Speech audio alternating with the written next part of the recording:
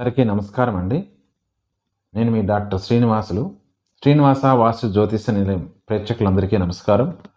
మనం ఇప్పుడు ఎంఏ జ్యోతిష్యం ఫస్ట్ ఇయర్ పేపర్ 4 వాస్తు అనే అంశంలో దాంట్లో చాప్టర్ 4 శల్య వాస్తు అనే అంశంలో మనం ఇప్పుడు చూస్తూ ఉన్నాం.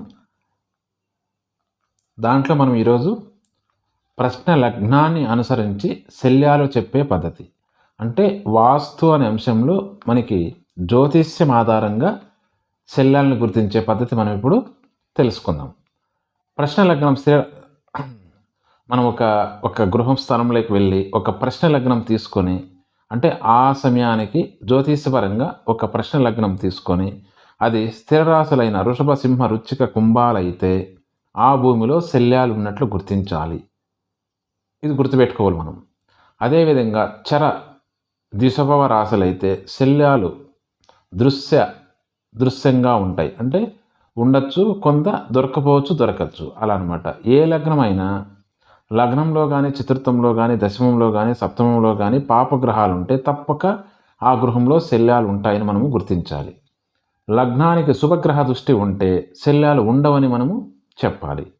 ప్రశ్న లగ్నం చరలగ్నం అయితే 4 అడుగుల లోతున, స్థిర లగ్నం అయితే 2 అడుగుల లోతున, దిశభవ లగ్నం అయితే 3 అడుగుల లోతున శల్యాలను గుర్తించాలి.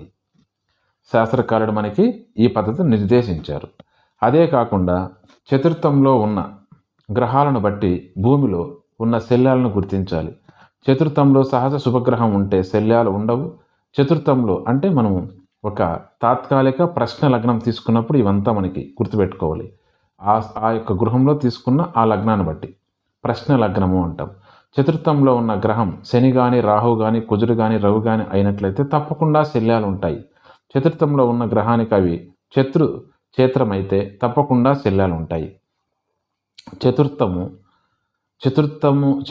చతుర్థ భావం అంటారు, అంటే చతుర్థమైన అంటే భావాత్ భావం అనుకోండి.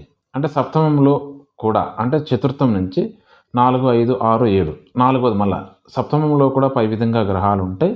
స్థలం దోషభూయిష్టమైందని చెప్పాలి. భూశోధనకు ప్రశ్న లగ్నంలో చతుర్థ శుద్ధి చాలా అవసరం. కేంద్ర కోణాలలో శుభగ్రహ సంబంధం ఉంటే స్థలం శుద్ధిగా ఉందని చెప్పవచ్చు. కేంద్రంలో పాపగ్రహాలు ఉంటే ఒక్కొక్కసారి భూమిలో శల్యాలు ఉండకుండా ఆ ప్రదేశంలో దేవయక్ష పిశాచలాదులు ఉంటాయి. రవి ఉంటే దేవతలు, కుజుడుంటే క్షేత్రపాలుడు, రాహు ఉంటే యక్షులు, కేతు ఉంటే నాగులు మొదలైన దోషాలు ఉంటాయని మనము గుర్తించాలి. ఇది మనకి ఋషి ప్రమాణం చెప్పినటువంటిది. దీనికి తోడుగా స్థపతికి అంటే జ్యోతిష్కుడికి ఉపాసన బలం తప్పకుండా ఉండాలి. ఉంటే మరిన్ని విషయాలు స్పష్టం చేయడానికి అవకాశం ఉంది. అంతేకాకుండా ఇప్పుడు మనము ప్రశ్న పద్ధతిలో జ్యోతిష్యం ద్వారాతో శల్యాలు ఏ దిశలో ఎంత లోతున ఉన్నాయని చెప్పడానికి కొన్ని కింద పద్ధతులు అవలంబిస్తారు. 1. లగ్నాధిపతి చతుర్థానికి ఎన్ని డిగ్రీల దూరంలో ఉన్నాడో అన్ని అంగుళాల లోతున శల్యాలు ఉన్నాయని చెప్పాలి. 2. లగ్నాధిపతికి కానీ చతుర్థాధిపతికి కానీ పాపగ్రహ సంబంధం ఉండి ఆ పాపగ్రహం లగ్న చతుర్థాధిపతులకు ఎన్ని డిగ్రీలలో దూరంలో ఉంటే అన్ని అంగుళాల లోతుల్లో శల్యాలు ఉంటాయని చెప్పాలి. చతుర్థంలో ఉన్న పాపగ్రహాన్ని బట్టి, లగ్న చతుర్థాధిపతుల సంబంధం ఉన్న పాపగ్రహాన్ని బట్టి, సప్తమంలో ఉన్న పాపగ్రహాన్ని బట్టి, వాటి కారకత్వాలను బట్టి ఏ శల్యాలు భూమిలో ఉన్నాయో తెలుసుకోవచ్చు. అదేవిధంగా 4వ పాయింట్, స్థలంలో ఏ ప్రదేశంలో శల్యాలు ఉన్నాయో చెప్పడానికి ఈ కింది పద్ధతులు అవలంబించాలి. ప్రశ్న లగ్నం తూర్పుగా అనుకొని ప్రశ్న లగ్నాత తూర్పున 2 రాశులు, ఆగ్నేయంలో 1 రాశి, దక్షిణం 2 రాశులు, నైరుతిన 1 రాశి, పడమట 2 రాశులు, వాయువున 1 రాశి, ఉత్తరం 2 రాశులు, ఈశాన్యం 1 రాశిగా గుర్తించి లగ్నాత ఏ భావాలలో పాపగ్రహాలు ఉన్నాయో ఆయా స్థలాల్లో దోషం ఉంటుంది. చతుర్థంలో పాపగ్రహాలు ఉంటే స్థల మధ్య భాగంలో దోషం ఉంటుందని జ్యోతిష్ శాస్త్రరీత్యా శల్య నిరూపణ చేసిన తర్వాత శుభ సమయం చూసుకొని శల్యాలను తీసి మంచి మట్టితో ఆ గుంతలను పూడ్చి స్థలశుద్ధి జరిపి ఆ తరువాత యజమాని గృహ నిర్మాణానికి పూనుకోవాలి. అంటే ఇలా మనం శల్యాలని శుద్ధి చేసి ఆ తర్వాత మనము గృహ నిర్మాణం చేయాలి.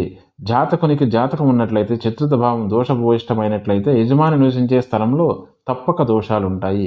అటువంటి స్థలంలో జాతకంలో చతుర్థ భావంలో ఉన్న పాపగ్రహానికి శాంతి చేసి స్థల శుద్ధి చేసి ఆ తర్వాత గృహ నిర్మాణానికి పూనుకోవాలి. ఇది మనము లాల్ కితాబ్ అనే గ్రంథంలో గుర్తించడం జరిగింది. ఈ విధంగా మనకి రకరకాలుగా దైవజ్ఞుల యొక్క అనుగ్రహంతో, జ్యోతిష్కుల యొక్క ఉపాసనా బలంతో ఈ విధంగా, అంతేకాకుండా ఇంకా వేరే కొన్ని పద్ధతుల ద్వారా ప్రశ్న కుండలే ప్రధానంగా ఇంపార్టెంట్. ఈ విధంగా మనము శల్య దోషాలను గుర్తించవచ్చు. సో మనకిప్పుడు ఎంఏ జ్యోతిష్యం ఫస్ట్ ఇయర్ పేపర్ 4లో మనకి దాంట్లో చాప్టర్ 4 అనేది ఈ శల్యాలకు సంబంధించింది. ఇక్కడ దాకా కొన్ని తెలుసుకున్నాం. నెక్స్ట్ మనము ఒక గృహంలో జరిగే సంఘటనలు బట్టి ఎక్కడ దోషాలు, శల్య దోషాలు ఉంటాయి, ఆ ఇంట్లో జరిగే నష్టాలను బట్టి ఏం జరుగుతుంది అనేది మనము నెక్స్ట్ క్లాస్లో తెలుసుకుందాం. నమస్కారం. స్వస్తి.